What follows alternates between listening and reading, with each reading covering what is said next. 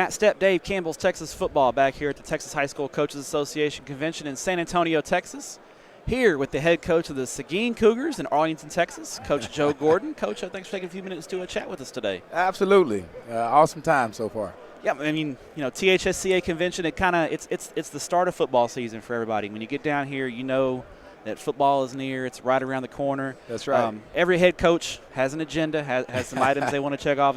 What's the biggest item on your agenda this weekend? What are you trying to get done? Well, I think it's just having casual conversations with so many of these talented coaches here in the state of Texas, and just finding those aha buzzes that different guys are sharing and discussing that are the differences, and a lot of times in just those nuggets of information before you get kicked off. So just always come here looking for that nugget from that one veteran coach that give you an opportunity to go back and share some things that your kids might be able to benefit from. Have you busted out the napkin and drawn any plays up yet? Oh, on the man, napkin? we got napkins. We're on the back of playbooks, so I think we got Sharpies on the arm. Looks like tattoos, but we're getting it all done, man. Good. Now, last year, it was the first year as a head coach. I know the year didn't go quite, as well as you wanted. I know Sure. You had higher expectations. But I know a lot of folks are excited about you guys. I know you broke in a lot of young guys last year. That's right. Looking ahead to 2018, what are some areas you feel like you guys are going to be stronger at, and what are you still looking for some young guys to step up in? Sure. I think, first and foremost, you just want to see that growth over the offseason. And so going into the fall, the biggest thing I want to see is, some of those numbers that we were tracking in the weight room that showed some of the gains. We want to see those things come to fruition, and with some of these younger athletes that we're going to have out there. And then really, we just want to grow with our football IQ and, have some chemistry. Year one, you're trying to develop that foundation. And so it was really culture focused on, building this coaching staff and getting all those intangibles in place so that we could operate as a team. So this year, we want to see what really can transpire from, a good, strong off season where our guys are really committed and bought in. And then we're able to add some key components on our coaching staff. We brought in Coach Will Blaylock. Coach Blaylock. Me and him go way back. He's a great offensive coordinator. Absolutely. I know you guys are excited to have him. We're fired up. Yeah, he does a great job. Well, he'll be a difference maker. Getting a guy like him on board that knows how to call games and, has a proven track record in scoring points. I think that he's going to bring something to us that we didn't have last year on that side of the ball. And, we have a, young sophomore backfield that we're going to look to roll out. And I think that, with them coming in with Coach Blaylock, learning his system, his terminology, and getting them going early before they have any bad habits, so to speak, I think it's going to be an exciting time for us. All right, looking at your district, realignment didn't throw too many curveballs at you. You got a lot of familiar faces in your district. Your kids know the opponents. Yeah. I mean, you added in, obviously, Alito. Oh, yeah. Everybody knows how good Alito is. Sure. And then you got Waco University being added along Absolutely. with Midlothian. But it's a 9-team district, and that throws a little bit of a wrinkle at you Sure. as well because you're having to get ready for a district ball game very early in the season. So Sure. How accelerated is that early season learning curve going to be? Because you're playing games that count towards the playoffs right away. Yeah, I think, it's like anything. We want to get our guys off to a fast start. And you definitely, in a 9-team district, you have no time to get to a slow start. So, we kind of build that into what we do and how we do in our preparation.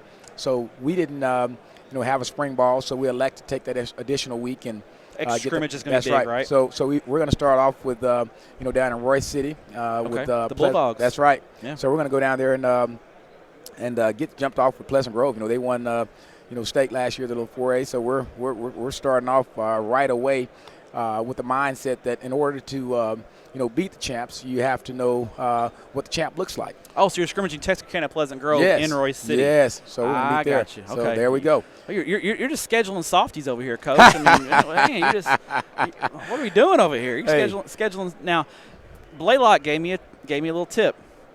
Told me that back in the day, I know you played at Kansas State. Yes, sir. You were on the cover of a video game. Tell us about that and how that came about. And did the coaches in the field house give you a hard time about it? Well, I try to keep that thing low key. I don't know who brought that out and how that made it out on the social media. But it's all good. Yeah, back in the day, what can I say? I was fortunate back as a player to play for a great defensive-minded coach named Bob Stoops. And Coach Stoops, really had us ready to go. And as a result, we did some pretty special things. And I was just, one of those shots they took, and I was just fortunate. I don't think that it had anything to do with me personally, being selected. But it was one of those deals where it was kind of cool. And it's always something we look back at and, we're able to say, hey, that was a moment in time, when things were really rolling. It was a lot of fun as a player. All right, Coach. Now we're going to put you on the spot here. Let's do it, baby. Dick's Sporting Goods Wheel of Questions. I want you to spin it. We got some tough questions, some fun questions on here. Whatever it lands on, you got to answer it. All right. Truthfully. Give it a good spin. Ready. It's like you're on Wheel of Fortune. That's right. Big money, big money. All right. Tell me what it lands on. Well, this is a crazy play called that worked. All right. Do you have any crazy trick plays or crazy plays that actually worked in a game? Can you think of one? Well, let's see. Off the cuff. Now, I know you're a defensive guy, but can you remember any crazy offensive plays or anything that just worked and you're like, wow, I didn't think that would work? Well, I tell you what, anytime you I like to go for it on fourth down depending on the situation and where the ball is, obviously. But the quick kick, I think the quick kick is a play that it doesn't look like a trick play, but it catches you off guard. And so we're able to do a lot of things with that I really can appreciate also from offense and defense because we get to pin the offense back when they're not expecting it. And so, they're standing there reading the quarterback and guys are thinking they're about to get into their coverages and all of a sudden the quarterback punts the ball and it goes over everyone's head and pins them inside the 10-yard line. That is a defensive coach right there. You want to pin that offense back, don't you? That is a defensive coach. That's right. We got to make them drive the length of the field. There you go. Every yard counts. Exactly. Well, Coach Gordon, we appreciate your time. Thanks for what you do for student-athletes in the state of Texas, and good luck in 2018. Hey, well, thank you so very much for having me on the show. You guys do a fantastic job, and we're so fortunate to be here in the great state of Texas and the High School Coach Association. So many people do such a great job here that we're just really fortunate. I really thank you. Appreciate you, Coach. Take care, buddy. Great job. Bye.